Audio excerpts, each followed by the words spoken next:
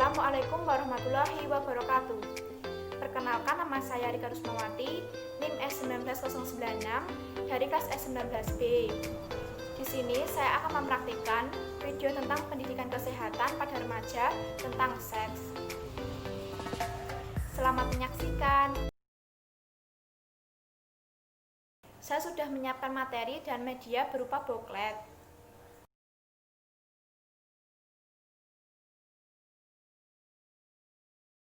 Selamat pagi adik. Pagi kak. Perkenalkan, nama kakak Rika Rusmawati. Kakak dari mahasiswa dari Universitas Kusuma Musada Surakarta. Sebelumnya nama adik siapa, umurnya berapa adik? Nama saya Rina, usia 15 tahun kak.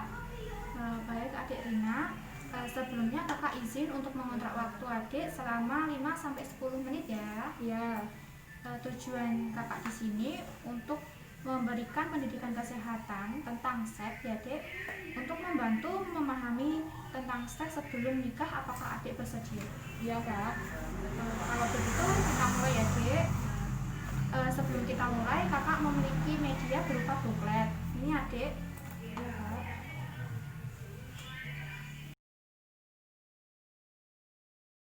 Sebelumnya adik tahu nggak apa itu pendidikan kesehatan tentang seks?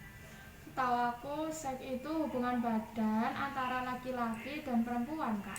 Benar dek, jawaban dari adik, tetapi kurang tepat ya dek. Karena itu kakak mau menjelaskan secara lengkap apa itu pendidikan kesehatan tentang seks. Tujuan khususnya yaitu untuk membekali adik, meluruskan pengetahuan serta pemikiran adik tentang pengetahuan seks yang benar. Langsung saja ya adik. Jadi perbedaan gender dan seks, yaitu yang pertama gender, yaitu suatu konstruksi sosial atas seks menjadi peran dan perilaku sosial.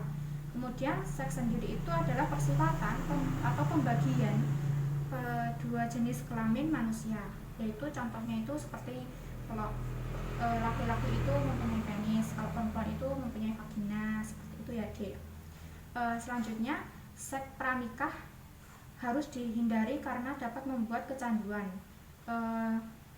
Coba tanyakan pada orang yang sudah menikah, mereka akan mengatakan bahwa hubungan intim adalah hal yang luar biasa dan menyebabkan rasa ingin laki dan laki. Tidak masalah yang melakukan itu yang sudah menikah, karena hal-hal ini diperbolehkan dalam agama kita. Adik-adik ya. Namun jika dilakukan secara atau sebelum menikah, dapat mendapatkan dosa besar ya dek ya. Banyak remaja yang terjerumus lebih dalam, awalnya hanya ingin mencoba-coba dan menyebabkan kecanduan terus-menerus. Kemudian yang kedua, kesehatan reproduksi atau HIV. Untuk kesehatan reproduksi, keadaan di mana sehat secara fisik, mental, sosial secara utuh, terbebas dari penyakit kecacatan yang berkaitan dengan sistem reproduksi. Sedangkan HIV yaitu Human Immunodeficiency virus yang menyerang manusia terutama pada sistem imun tubuh, sehingga tubuh tidak bisa bekerja secara efisien seperti biasanya. Jika virus ini menyerang tubuh, akan menyebabkan imun tubuh kita akan menurun. Dan jika terus-menerus penyakit ini dibiarkan saja, akan menyebabkan penyakit yang berisiko tinggi. Seperti ya dia. HIV dapat menular melalui suntikan, kemudian transfusi darah, lalu menggunakan alat ketika berhubungan seks itu tidak menggunakan alat kontrasepsi, terus kemudian gitu ya adik ya, dan lain-lain ya. Apakah ada yang ditanyakan adik? Tidak kak.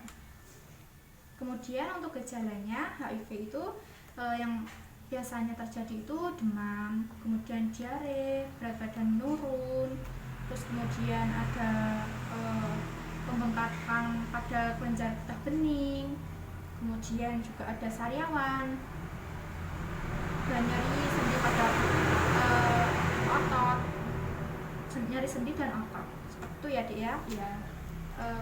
Dan juga ada biasanya itu ada ruam pada kulit, seperti itu. Selanjutnya dampak aborsi bagi remaja ya Dek ya. Kalau semisal melakukan aborsi itu dampaknya itu bisa terjadi pendarahan, dari pendarahan ringan sampai pendarahan berat dan bisa sampai kematian. Kemudian infeksi, adanya komplikasi akibat aborsi sendiri itu ya Dek ya.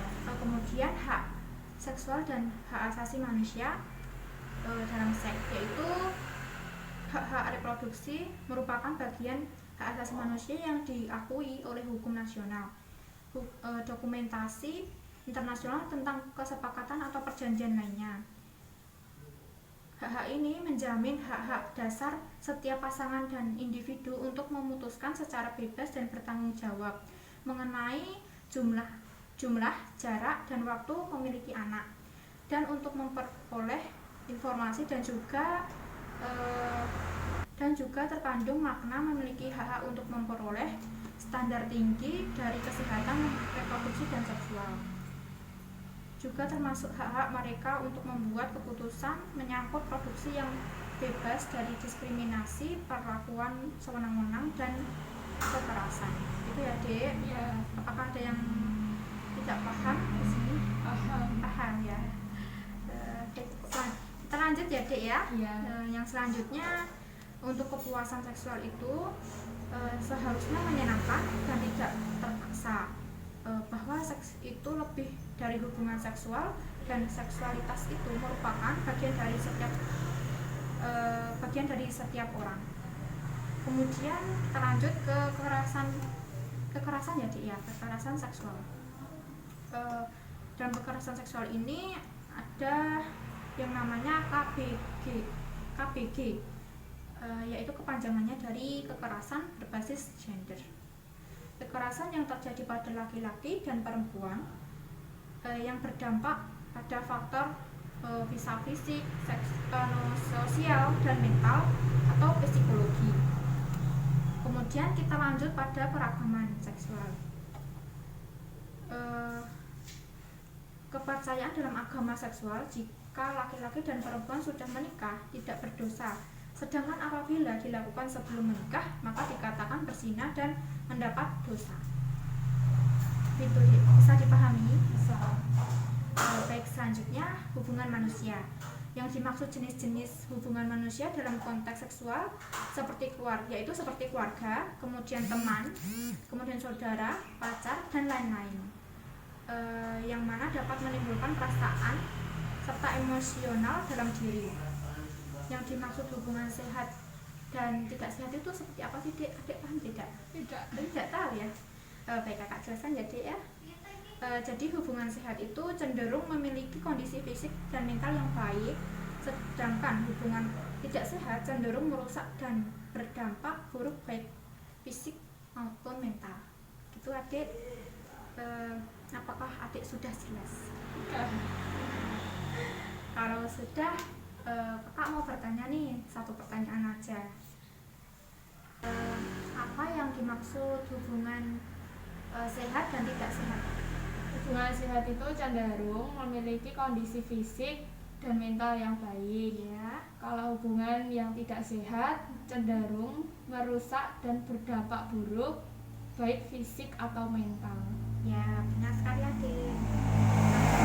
Nah, Adik sudah paham ya yang materi yang kakak sampaikan kepada Adik. Jadi kesimpulannya, dalam menjalani suatu hubungan, kita itu harus pandai-pandai memilih teman ya Dek, agar terhindar dari perilaku seks wanita atau pra sebelum nikah, serta selalu melakukan hal-hal atau kegiatan-kegiatan positif lainnya ya Dek. Ya Kak. Apakah ada yang ingin ditanyakan atau didiskusikan kembali? Tidak. Kalau tidak ada, kakak izin undur diri. Terima kasih atas waktunya ya Dek ya. Ya. Sekian, wassalamualaikum warahmatullahi wabarakatuh. Waalaikumsalam warahmatullahi wabarakatuh. Terima kasih Kak. Ya, sama-sama, Dik. Selamat pagi. Pagi. Wassalamualaikum warahmatullahi wabarakatuh.